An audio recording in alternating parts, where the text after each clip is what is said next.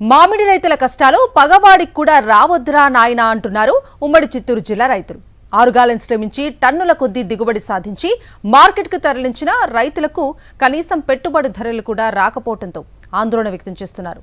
సరైన ధర దక్కకపోవడంతో పలుచోట్ల మామిడి పండ్లను రోడ్ల పక్కన పారబోస్తున్నారు.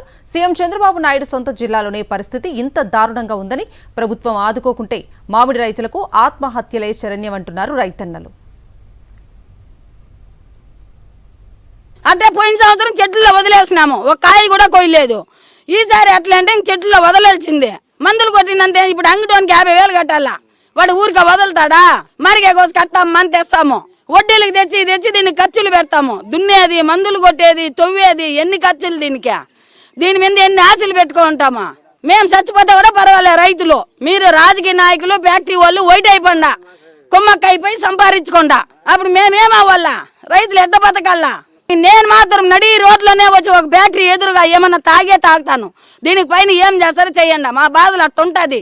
ఉమ్మడి చిత్తూరు జిల్లాలో మామిడి పంటకు గిట్టుబాటు ధర కల్పించి ఆదుకోవాలని కోరుతున్నారు రైతులు. మామిడి పంట చేతికి అందినప్పటికీ కోయకుండానే మామిడి తోటల్లోనే వదిలేయాల్సిన పరిస్థితి వచ్చిందని ఆవేదన వ్యక్తం చేస్తున్నారు. జ్యూస్ ఫ్యాక్టరీలకు మామిడి పంటను తోలుతుంటే 3 నుంచి 4 రోజుల పాటు క్యూ లైన్లలో పడిగాపులు కాయాల్సిన పరిస్థితి వస్తోందని, అయినా పెట్టుబడి ఖర్చులు కూడా రావటం లేదని వాపోతున్నారు. పెట్రోల్, డీజిల్, నిత్యావసర ధరలు మాత్రం ఆకాశాన్ని అంటుతుంటే రైతులు పండించిన పంటకు మాత్రం గిట్టుబాటు ధర లభించడం లేదని, ఇదెక్కడి దోపిడీ అని ప్రశ్నిస్తున్నారు చిత్తూరు మామిడి రైతులు. ఇప్పుడు పెట్రోలు 4 రూపాయలు 5 రూపాయలు పెరుగుతూ ఉంది, డీజిల్ రేట్లు పెరుగుతూ ఉంది, నిత్యావసర సరుకులు మొత్తం రేట్లు పెరుగుతూ ఉంది. కానీ రైతులు పండించే సరుకులు ఒక్కటి కూడా పెరగడం లేదు. అంటే దళారులు తినేస్తూ ఉన్నారు, అట్లా తింటూ ఉన్నారు, కానీ రైతులు దెబ్బతింటూ ఉన్నారు. పోతే కలెక్టర్కు అర్జీ కూడా తీసుకోలేదు. అది ఎందువల్ల తీసుకోలేదు అర్థం కాలేదు. ఆయన చెప్తే మేము మాకు బోర్డు పెట్టాలని అడిగినాము. దానికి బోర్డు పెడతామో లేదు, హై లెవెల్కి పంపించాలా.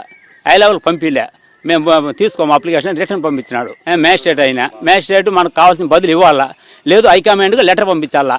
మేము ఇచ్చిన లెటర్ మాకు రిటర్న్ పంపిస్తే ఏమనేది అర్థము? అంటే రైతుల్ని కూల్చేవాళ్ళని అందరూ చేరి అనుకుంటా ఉన్నారు, ఏం అర్థం కావడం లేదు.